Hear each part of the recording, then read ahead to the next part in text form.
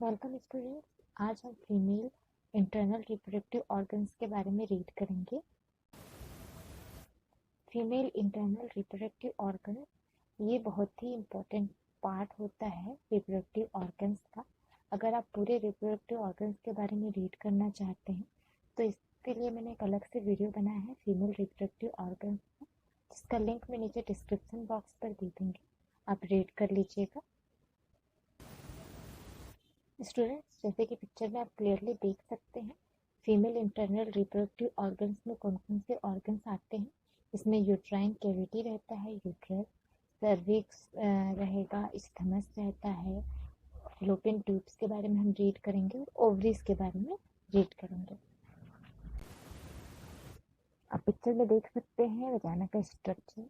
Vagina एक tubular structure का होता है और अगर हम इसकी लोकेशन की बात करें तो ये इसके फ्रंट में रेक्टम प्रेजेंट रहता है और बिहाइंड में ब्लैडर एंड यूरेथ्रा प्रेजेंट रहता है। देन स्ट्रक्चर ऑफ वेजाइना, जो वेजाइना का स्ट्रक्चर होता है वो 4 लेयर से मिलकर बना होता है। फर्स्ट होता है आउटर मोस्ट फाइब्रस लेयर, जो कि कनेक्टिव टिश्यू से मिलकर बना होता है। नेक्स्ट होता है मस्कुलर फाइब्रस लेयर, जो कि स्मूथ मसल्स लेयर होती है, मस्कुलर लेयर होती है। और इसका जो आउटर लेयर होता है वो लॉन्गिट्यूडनल सेल से मिलकर बना होता है और जो इनर लेयर होता है वो सर्कुलर सेल से मिलकर बना होता है। देन थर्ड होता है सब म्यूकस लेयर।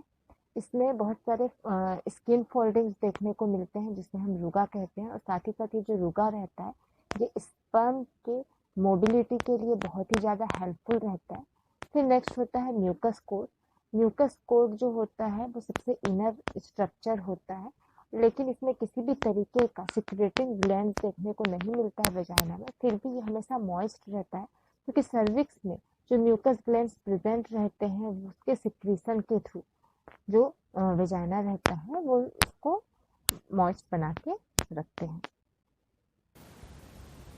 नेक्स्ट हम देखते हैं anatomical relation of the vagina. तो आप पिक्चर में देख सकते हैं कि जो इंटीरियर पार्ट होता है वेजाइना का उसमें ब्लैडर एंड यूरेथ्रा प्रेजेंट रहता है। अगर हम पोस्टीरियर की बात करें तो पोस्टीरियर में पाउच ऑफ डगलस प्रेजेंट रहता है।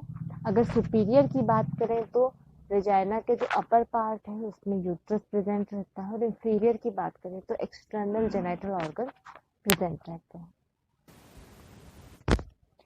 नेक्स्ट हम देखते हैं function of the vagina. First, it is passage for the escape of menstrual blood flow.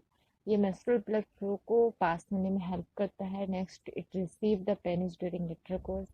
Third, ये डिलीवरी के समय फीटस को एग्जिट आउटर वर्ल्ड में आने में हेल्पफुल रहता है, साथ ही साथ प्लेसेंटा के लिए भी। एंड द थर्ड,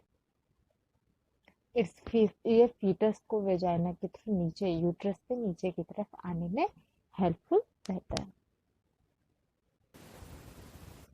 स्टूडेंट, आप पिक्चर में क्लियरली देख सकते हैं यूट्रस का स्ट्रक्चर। यूट्रस एक thick hollow muscular and peer shape structure का होता है। आप देख सकते हैं पियर नाशपाती के आकार का ये दिख रहा है, जो कि पेल्विक कैविटी में प्रेजेंट रहता है, और इसके फ्रंट में यूरिनरी ब्लैडर और इसके बैक साइड में रेक्टम प्रेजेंट रहता है। अगर हम एक नॉन प्रेग्नेंट यूट्रस की बात करें तो उसका वेट 50 to 80 ग्राम होता है और उसका लेंथ अबाउट 8 सेंटीमीटर होता है। वाइडनेस की अगर हम बात करें तो 5 सेंटीमीटर होता है और थिकनेस इसकी 1.25 सेंटीमीटर होता है। नेक्स्ट हम देखते हैं पोजीशन। तो जो यूट्रस होता है इसका पोजीशन एंटी वर्जन रहता है और एंटी फ्लेक्शन रहता है। इट मीन्स ये आगे की ओर झुका हुआ रहता है और स्लाइटली ये राइट साइड में प्रेजेंट रहता है, जिसकी वजह से जो सर्विक्स रहता है वो लेफ्ट साइड में स्लाइटली प्रेजेंट रहता है और इसका क्लोज रिलेशन रहता है लेफ्ट यूरेटर के साथ। अब हम बात करते हैं स्ट्रक्चर ऑफ द यूट्रस। तो आप पिक्चर में क्लियरली देख सकते हैं कि जो यूट्रस है वो 3 लेयर से मिलकर बना होता है। First outer layer perimetrium layer होती है। ये एक थिन लेयर होती है जो पेरिटोनियम से मिलकर बनी होती है, और ये इंटरनल फंडस से लेके इंटरनल ओस तक यूट्राइन कैविटी को कवर करके रखती है। नेक्स्ट मिडिल लेयर है जिसे हम मायोमेट्रियम लेयर कहते हैं। ये स्मूथ मसल्स फाइबर्स से मिलकर बनी होती है, कनेक्टिव टिश्यूज से इसका फॉर्मेशन होता है, और ये इसमें स्ट्रॉन्ग मसल्स फाइबर्स देखने को मिलता है। इट मीन्स तीनों लेयर में सबसे थिक सबसे स्ट्रॉन्ग लेयर अगर कोई होती है तो वो मायोमेट्रियम लेयर ही होती है। इसमें जो मस्कुलर स्ट्रक्चर्स होते हैं ये 2 फेजेस में देखने को मिलते हैं। जो आउटर लेयर्स होती है वो लॉन्गिट्यूडनल फैशन में प्रेजेंट रहते हैं, और जो मिडिल लेयर रहती है वो ऑब्लिक फैशन में प्रेजेंट रहती है, और जो इनर लेयर होती है वो सर्कुलर फैशन में प्रेजेंट रहती है। और यही इसको क्या करते हैं, एक स्ट्रॉन्गनेस प्रोवाइड करते हैं। At the time of pregnancy जो इसकी थिकनेस है वो थिन होते जाती है, और इसके जो मसल्स फाइबर्स है ये एक लिगेचर के जैसे वर्क करने लगते हैं। एंडोमेट्रियम लेयर सबसे इनर लेयर होती है, ये म्यूकस लाइनिंग होती है, और हर मंथ मेंस्ट्रुअल ब्लीडिंग के समय इसका डिजनरेशन होता है और मेंस्ट्रुअल फ्लो के साथ ये बाहर आ जाती है, और हर मंथ इसका रीजनरेशन देखने को मिलता है। और यही endometrium layer eight the time of pregnancy decidua के नाम से भी जानी जाती है। अब हम बात करते हैं पार्ट्स ऑफ द यूट्रस, तो आप पिक्चर में देख सकते हैं क्लियर है। अपर पार्ट जो होता है उसे हम फंडस कहते हैं, ये एक डोम से स्ट्रक्चर का होता है, इसमें से गुंबद टाइप का स्ट्रक्चर आपको दिख रहा होगा, और इसी से जो फिलोपियन ट्यूब्स होती है वो अटैच्ड होती है। जहाँ पर फिलोपियन ट्यूब्स यूट्रस से अटैच्ड होती है, इस स्पेस को, इस मर्ज स्पेस को हम हॉर्न कहते हैं। नेक्स्ट आता है बॉडी। जो बॉडी होती है ये 2/3 पार्ट्स ऑफ द यूट्रस का फॉर्मेशन करती है। और इसके बाद हम देखते हैं नीचे एक नैरो स्ट्रक्चर आपको देखने को मिल रहा है, इसे स्थमस कहते हैं। जो स्थमस होता है वो यूट्राइन कैविटी और सर्विक्स को आपस में जोड़ने का काम करता है। फिर हम, और यही स्थमस जो होता है वो लेट प्रेगनेंसी के समय में लोअर यूट्राइन सेगमेंट का भी फॉर्मेशन करता है। नेक्स्ट हम देखते हैं सर्विक्स। सर्विक्स एक सिलेंड्रिकल शेप का होता है जिसका मेजर अबाउट 2.5 सेंटीमीटर होता है। ये जहाँ पे ये स्थमस से अटैच्ड रहता है वो पार्ट इसमें कहलाता है इंटरनल ओस, और जहाँ पे ये वेजाइना से अटैच्ड होता है वो होता है एक्सटर्नल ओस। इट मीन्स ये दो ओस से मिलकर बना होता है। स्थमस और सर्विक्स जहाँ मर्ज होंगे वो कहलाएगा हमारा इंटरनल ओस, और जहाँ पे सर्विक्स और वेजाइना आपस में मर्ज होंगे उसको हम क्या कहेंगे, एक्सटर्नल ओस। इट मीन्स दो ओपनिंग सर्विक्स में हमको देखने को मिलती है। देन हम बात करते हैं सपोर्ट की, तो जो यूट्रस है वो पेल्विक फ्लोर के थ्रू सपोर्टेड रहता है। अब हम नेक्स्ट देखते हैं anatomical relation. Anatomical relation of the uterus with other body organs अगर हम बात करें तो आप देख सकते हैं पिक्चर में कि यूट्राइन कैविटी के इंटीरियर पार्ट में आगे की तरफ ब्लैडर प्रेजेंट है, और पोस्टीरियर पार्ट में आपको पाउच ऑफ डगलस देखने को मिलता है। अगर हम बात करें सुपीरियर में तो यूट्रस के सुपीरियर पार्ट में इंटेस्टाइन प्रेजेंट रहता है, और इंफीरियर में इंटरनल ओस और वेजाइना प्रेजेंट रहते हैं। नेक्स्ट होता है सिक्रीशन। तो यूट्रस में एक स्कैंटी एंड वाटरी सिक्रेशन हमको देखने को मिलता है, जो एल्कलाइन बेस रहता है, इसका एल्कलाइन रहता है ये स्ट्रक्चर, और साथ ही साथ थिक रहता है और रिच रहता है म्यूकोप्रोटीन से, फ्रक्टोज से एंड सोडियम क्लोराइड से। हम देखते हैं function of the uterus. First है मेंस्ट्रुएशन। जो एंडोमेट्रियल लेयर होती है उसका ईच मंथ सेटिंग डाउन होता है, और इसी के थ्रू हमको मेंस्ट्रुएशन फ्लो देखने को मिलता है। नेक्स्ट है प्रेगनेंसी। जो फर्टिलाइज्ड एग है वो यूट्राइन कैविटी के थ्रू ही अडॉप्ट किया जाता है, वहीं पर वो इम्प्लांट होता है और वहीं पर फीटस का ग्रोथ एंड डेवलपमेंट होता है। नेक्स्ट हम देखेंगे लेबर। तो जो यूट्रस मसल्स होते हैं, जो myometrium layer of the muscles होती है उसी में कॉन्ट्रेक्शन होता है, जिसकी वजह से हमें एक्सपल्सन ऑफ द फीटस देखने को मिलता है। नेक्स्ट होता है इन्वोल्यूशन। आफ्टर द डिलीवरी जो यूट्राइन कैविटी है अपने प्री पोजीशन में आता है, उसके लिए भी रिस्पॉन्सिबल यूट्राइन मसल्स ही होते हैं। पिक्चर में क्लियरली आपको विजुलाइज हो रहा होगा कि जो फिलोपियन ट्यूब होता है वो एक मस्कुलर ट्यूब लाइक स्ट्रक्चर होता है जो 10 सेंटीमीटर लॉन्ग होता है। ये यूट्राइन कैविटी से अटैच्ड रहता है, जहाँ पर ये यूट्राइन कैविटी और फिलोपियन ट्यूब मर्ज होते हैं उसे हम हॉर्न कहते हैं, और ये कम्युनिकेशन प्रोवाइड करता है through the uterine cavity to ovarian, और ये एक पेरिटोनियम कैविटी में फ्री स्ट्रक्चर में प्रेजेंट रहता है। अब हम देखते हैं पार्ट्स ऑफ फिलोपियन ट्यूब।